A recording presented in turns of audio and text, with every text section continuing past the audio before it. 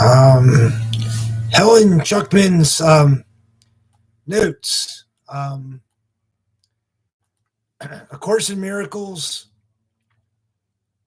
The notes of Helen Schuckman.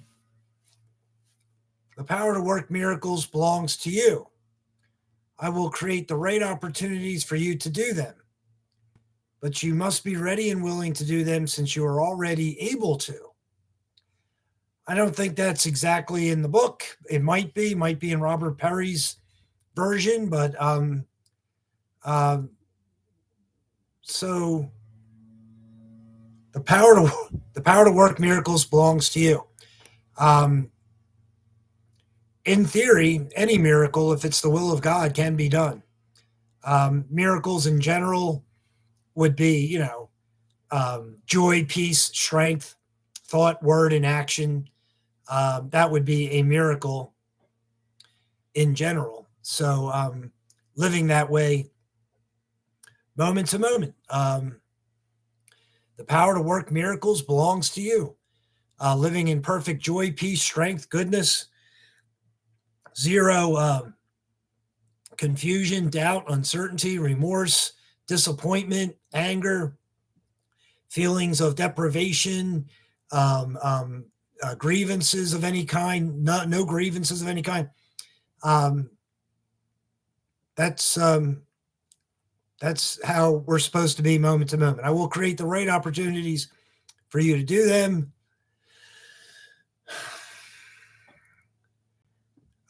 This book talks about that subject. Like I said, I don't know. I don't think this is in the book verbatim. It might be, but the book definitely talks about the subject of opportunities will come up. There are spiritual forces and spiritual beings that are working with everyone in every way. And,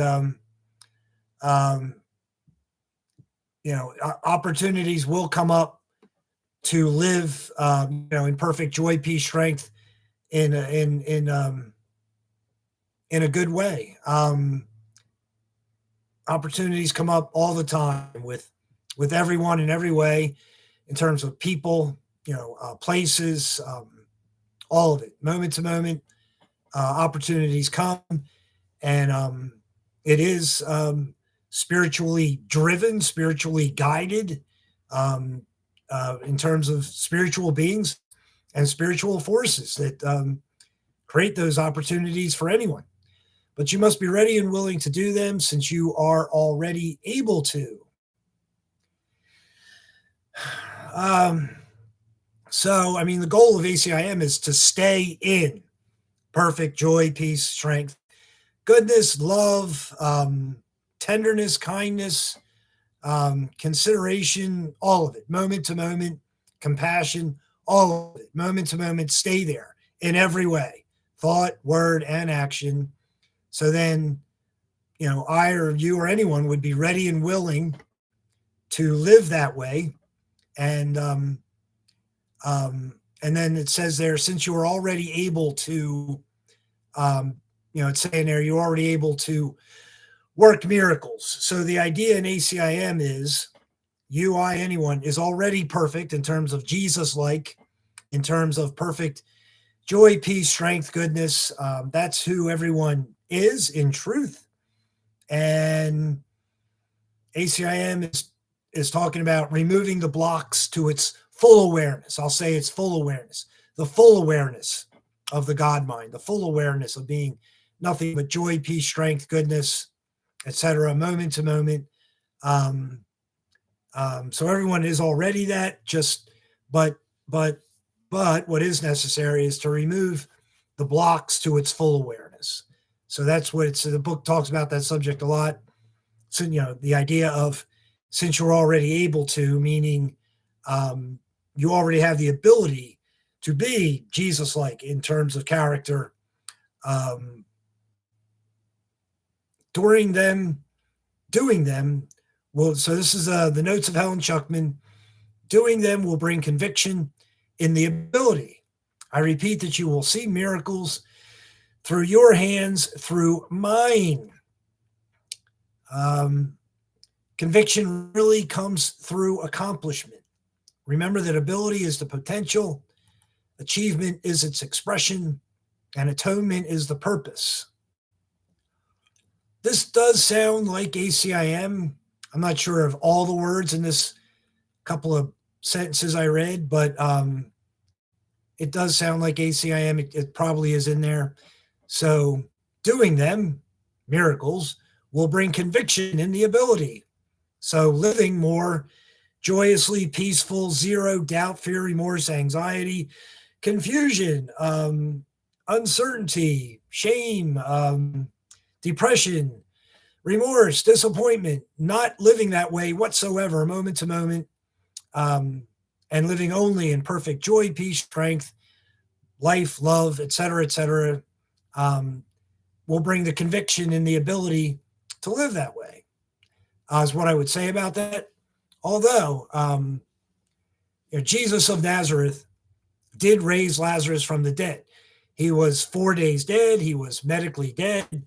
So this did happen in the life of Jesus of Nazareth. So anything is possible in terms of a human being if it's the will of God himself is the expression for the first person of the Trinity.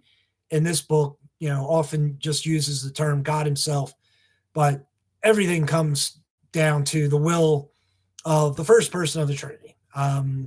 There's one or two mentions about the Trinity in A Course in Miracles, and one of those sentences says something like, God is first in the sense that he created his co-creators. The other two members of the Trinity is what that sentence is referring to. Conviction. So I repeat that you will see miracles through your hands, through mine, and it's a capital M-I-N-E here, or the first letter, capital M. The first letter M is capitalized, M-I-N-E, referring to Jesus of Nazareth, is taken as the author of this book. At least it is spoken as if Jesus of Nazareth is the author of this book. I do not believe Jesus of Nazareth actually wrote this book. There are many spirit beings perfectly qualified to write this book and to pretend that they are Jesus of Nazareth. There's nothing wrong with that. So, and there's quite a few books out there in terms of New Age books that claim Jesus of Nazareth as the author. But I would say no. I would say no for any of those books. But there are spirit beings, seraphim, other spirit beings, angels, seraphim. There are beings who could write these books. And there's nothing wrong with pretending that they are Jesus of Nazareth. So I repeat that you will see miracles through your hands, through mine. So everything comes down to working with, living in, being with spiritual forces. Living the will of God is how I commonly state the idea, but any which way that idea is thought about is true. Doing the will of Jesus, that is perfectly acceptable. This book talks a lot about the Holy Spirit, doing the will of the Holy Spirit. All these ideas are the same to me, more or less. So the author here is saying, I repeat that you will see miracles through your hands, through mine. So in general, the miracles that someone can do certainly is living in perfect joy, peace, strength, goodness, with nothing opposing that. None of those negative emotions in any way whatsoever, moment to moment. Conviction really comes through accomplishment. So again, as someone lives that way, perfect joy, peace, strength, goodness, moment to moment, every thought, word, and action, then by accomplishing that, by living that way, moment to moment, conviction that it can be done comes to someone. Conviction comes through accomplishment. Remember that ability is the potential, achievement is its expression, and atonement is the purpose. Ability is the potential. So everyone has the potential to be Jesus-like in that sense, perfect joy, peace, strength, I'll say stature, bearing, goodness, paramahansa, Gautama Siddhartha, Buddha levels of real, presence would be a good word for it. Just peace, calm, stillness, strength, presence, that type of a person in terms of character. Everyone has that already in a sense. All you have to do is remove the blocks to its full awareness. Remember that ability is the potential. So everyone has the ability to live that way, be that way, moment to moment. And that's the goal. And whatever comes in terms of the will of God comes in terms of the will of God. And that could be anything. Anything good anyway. So remember that ability is the potential. Achievement is its expression, and atonement is the purpose. Achievement is its expression. So if I, you, or anyone is feeling joyous and strong, happy, content, filled with love and peace and joy and strength and life and all of it, moment to moment, tenderness, kindness, all of it. As someone achieves that, lives that, achievement is its expression. Living that way is achieving living that way, and achievement, knowing that one is living that way, is the expression of living that way. And atonement is the purpose. Enlightenment, atonement, salvation, perfect oneness with God. Jesus said, I and my Father are one. This is something everyone should be able to say, like with real honesty of strength, of purpose in mind. I and my Father are one. I and God himself are one, in terms of joy, peace, strength, goodness, and nothing opposing that ever, is how everyone is supposed to be. So an atonement is the purpose. Atonement, perfect enlightenment, Jesus-like enlightenment, specifically Jesus after his baptism, when he's living in perfect enlightenment in terms of perfect oneness with God, perfect joy, peace, strength, goodness, nothing opposing that at all. And atonement is the purpose of, so remember that ability is the potential, achievement is its expression, and atonement is the purpose. So my purpose, your purpose, anyone's purpose is to live Jesus-like in terms of perfect enlightenment, strength, joy, peace, love, goodness, kindness, tenderness, life, moment to moment, in every way, every thought, word, and action. The Course in Miracles in the manual, there's a sentence that says, no thought opposes any other thought. Nothing you say is contradicted by what you think. There are sentences, that's a sentence in the book. So that's how to be in terms of perfect enlightenment. And the phrase perfect joy is in this book many times. Perfect peace is in this book many times. I believe perfect love is in this book as a phrase many times. Perfect freedom is a phrase in this book many times. And that is the goal.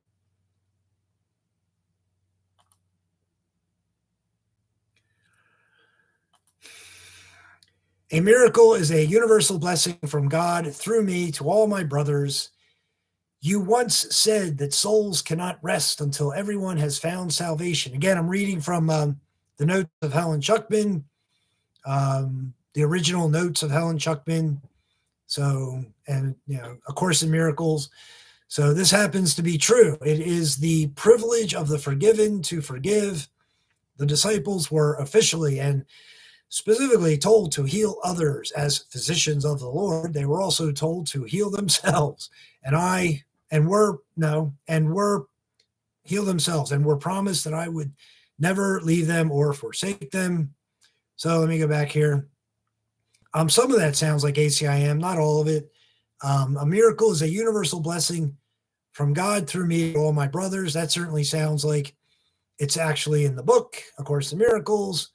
So a miracle is a capital U in terms of the word universal. The U is capitalized and the B in blessing is capitalized. A miracle is a capital U universal blessing from God through me, capital M-E, again referring to Jesus of Nazareth, to all my brothers. So, a miracle, anything filled with joy, peace, strength, goodness, tenderness, kindness, etc. And that's all that it is, thought, word, or action. A miracle is a universal blessing from God through me, Jesus, to all my brothers. So, I mean, the sonship is one in that sense. To say that the sonship is one is a metaphor. In ACIM, it says this a lot in ACIM. The oneness, the Buddhist idea of the oneness. To me, that is not accurate. It's a metaphor. Everyone remains an individual in terms of their individual mind and spirit. You're not a body. You're not taking the body with you, so you're not a body. But you are an individual mind and spirit. And so to talk about the oneness is a metaphor in terms of just like Jesus or just like God himself. Peace, joy, strength, stature, bearing, presence, love, tenderness, life, etc., moment to moment in every way is to be as God, is to be as Jesus, is to be similar in that sense in every way, moment to moment. So a miracle is a universal blessing from God through me to all my brothers. So in truth, this book talks about Jesus is in charge of the brotherhood. That is a statement in the book, and that is true. Jesus himself, as a spirit being, is in charge of all humanity as a spirit being. He is not the second person of the Trinity. There is a second person of the Trinity. Jesus is a very, very high spiritual being, and he is in charge of all mankind, the brotherhood, and that's his function. A miracle is a universal blessing from God through me to all my brothers. So in that sense, we are all brothers. Everyone is the brother of everyone else in every way. There's a lot of sentences in the book about your brother, my brother, brothers, many sentences in the book about being brothers. You are as your brother is maybe not verbatim, but that's one of the ideas in the book. I suppose that will come up later in terms of the notes here. A miracle is a universal blessing from God through me to all my brothers. So God himself stands alone in the second person of the Trinity and every other being in existence, man or angel or spirit being, is a son of God as an individual. You once said that souls cannot rest until everyone has found salvation. This happens to be true. And it goes on from there. So the idea in ACIM, I'm pretty sure this is in the book. Maybe not stated exactly that way, but the idea is in there that until everyone achieves perfect Jesus-like enlightenment, no one is content, and that would be true. That's true. Until every human being on earth achieves a Jesus-like way of living in terms of perfect joy, peace, strength, goodness, moment to moment, in every thought, word, and action, until everyone is that way,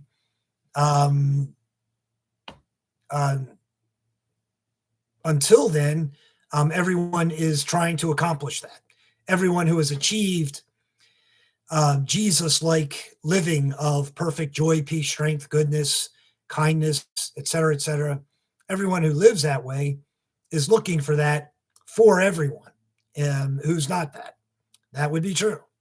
So, that's the idea in ACIM to me. It says it, a few different ways, a few different times. you once said that souls cannot rest until everyone has found salvation. So, you know, this happens to be true. It is the privilege. Okay, so now sort of a new topic here. It is the privilege of the forgiven to forgive. So those who have found complete forgiveness for themselves. So anywhere in my life or anywhere in anyone's life where anyone has experienced any remorse or disappointment, feelings of guilt, bad habits that lead to feelings of guilt. Bad habits have to go for one thing, but and then there has to be this feeling of forgiveness.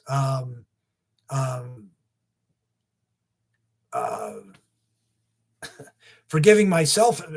I mean, certainly forgiving anyone else, but to me, that's easy to forgive anyone else. But to forgive ourselves, for me, might be a little more difficult, especially letting go of bad habits might be a little bit more difficult, depending on how deeply they're entrenched. But it is the privilege. It is, okay, so the sentence that I'm reading here, it is the privilege of the forgiven to forgive. So you or anyone who finds complete forgiveness for anything in my past or anything in anyone's past that has created remorse or disappointment, or any of those other negative emotions. Any of it was an error, a sin, a mistake, not the will of God. All those ideas, words are the same to me. To be forgiven. If it wasn't really the will of God, anytime, anywhere, anyone has felt any of those negative emotions, remorse, doubt, fear, disappointment, anxiety, feelings of deprivation, grievances, any of it, it was not the will of God. It is not the will of God. It never will be. Never was the will of God. It's not the will of God to ever have any of those types of emotions, ever, not for one moment. So, so once someone is living in a state where they've forgiven everything about their past in terms of those negative emotions, thought, word, or action, then that's how you live moment to moment into the future. That's called living timelessly to me. That's what the book is talking about when it says about living timelessly, means living in perfect Jesus-like mentality, Jesus-like way of thinking, acting, and being, in terms of perfect joy, peace, strength, goodness, love, etc., etc. Living in that way of being, moment to moment, into the eternal future. Okay, so this next sentence here, not really ACIM, I don't think. It could be in Robert Perry's book, but so the disciples, capital D in that word, disciples, were officially and specifically told to heal others as physicians of the Lord. They were also told to heal themselves and were promised that I would never leave them or forsake them. I mean, it might be in Robert Perry's book. Here it is in the notes. So, I mean, yes, Jesus did tell his disciples to go into all the world, carry the message, heal others. I mean, he did say these things.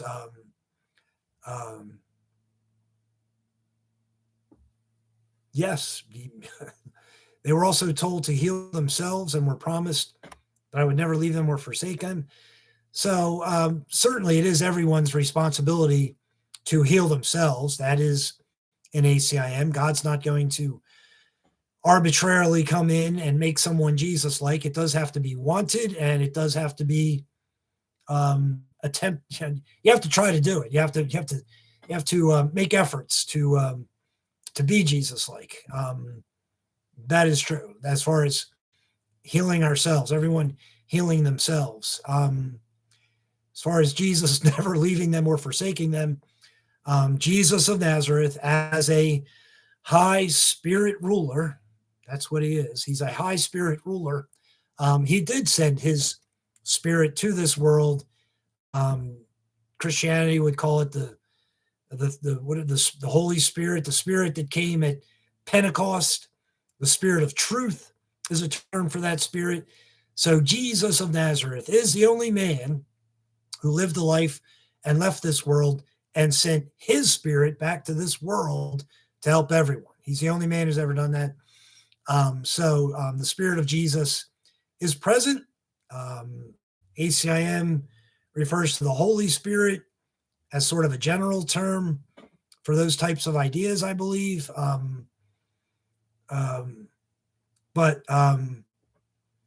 So Jesus of Nazareth is very much present in terms of everyone's life. He is in charge of the brotherhood. That is a truth. So atonement is the natural profession of the children of God because they have professed me, meaning Jesus. I think the first half of that, I don't know how much of that is verbatim ACIM, but atonement is the natural profession of the children of God. Capital C again for the word children, capital G for God. So your capital S self, your perfect self, your Jesus-like self, in terms of perfect joy, peace, strength, a Jesus-like way of thinking, acting, and being, specifically Jesus after his baptism, when he's filled with grace and beauty and truth and goodness and kindness and joy and peace. And that's all he is in terms of character. In every way. So that's the atonement or salvation or enlightenment to me. And ACIM does equate all those terms in some of its sentences: atonement, enlightenment, salvation. And there are a couple other words similar that ACIM does group together like in one sentence, I believe. So that's the idea. Atonement, perfect oneness with God, in terms of how God would have someone live as a human being walking the earth plane. That's the goal. But then it says there, because they have professed me. Well, there's nothing wrong with professing Jesus of Nazareth in any sense. There's nothing wrong with it. He is not the second person of the Trinity. And the book talks about all should be given only to God himself, the first person of the Trinity. All should not be given to anyone else in terms of Jesus or anybody else. Like, no, all should be given to anybody else. That is very explicit in ACIM.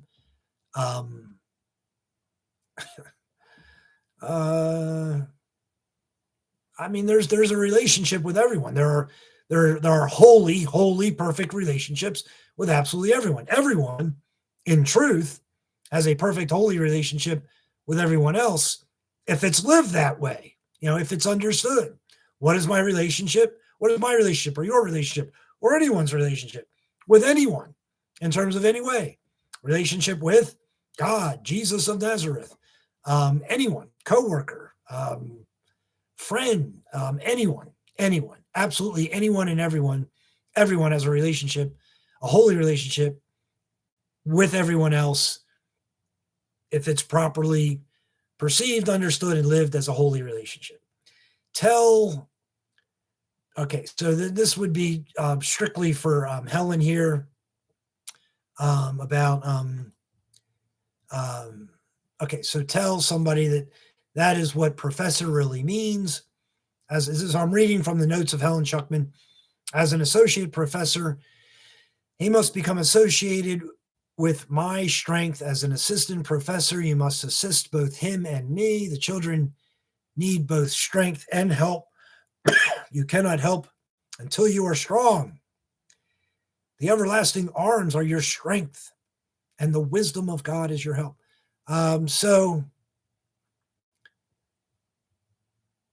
My strength? Nothing on that for me. The capital C, children need both strength and help. You You cannot help until you are strong. Um, I mean, the book does talk about, I'm paraphrasing somewhat, I suppose, but it's, perfect yourself so you can help others. I mean, the book does talk about that subject. Find your Jesus like way of thinking, being, and living in terms of perfect joy, peace, strength, goodness, zero remorse, disappointment, feelings of deprivation, um, et cetera, et cetera. Like, live that way, live strongly that way, and do everything you can for others in every way. In terms of help, that's certainly a subject in a book. Plenty of places. Grievances, no grievances either. The everlasting arms are your strength, and the wisdom of God is your help. That might be in the book, actually. Again, spiritual type references, spiritual forces. The everlasting arms could be thought of as God, spirit, beings of any kind, Jesus. The everlasting arms are your strength. Again, atonement, perfection as a person, in terms of character, and perfect joy, peace, strength, goodness, moment to moment. That would be the everlasting arms are your strength, and the wisdom of God is your help. All right, so it was saying there about you cannot help until you are strong. So peace, joy, goodness, et cetera, spiritual forces are your strength, and the wisdom of God is your help. Certainly, this book talks a lot about asking God what to do next. Ask God if you're in any type of doubt. Ask God himself or Jesus or whatever you like along those lines, but ask for help in terms of any doubtful moment. That's in this book a lot, but and the wisdom of God is your help. So wisdom, that might be in the book. That sentence there. And wisdom is very helpful. Wisdom, intellectual understanding, wisdom, goodness, wisdom about what wisdom is. Very helpful for yourself. And then extending that wisdom to others is a good thing. The wisdom of God is your help. So certainly it would be a true statement that God himself is very wise. So that's the type of wisdom you or anyone wants, the same type of wisdom Jesus had. That's what is wanted by anyone and everyone. The dictionary definition of what wisdom is in every way is our our help, your help, my help, anyone's help. In getting to real strength, being strong, perfect joy, peace, strength, goodness, love,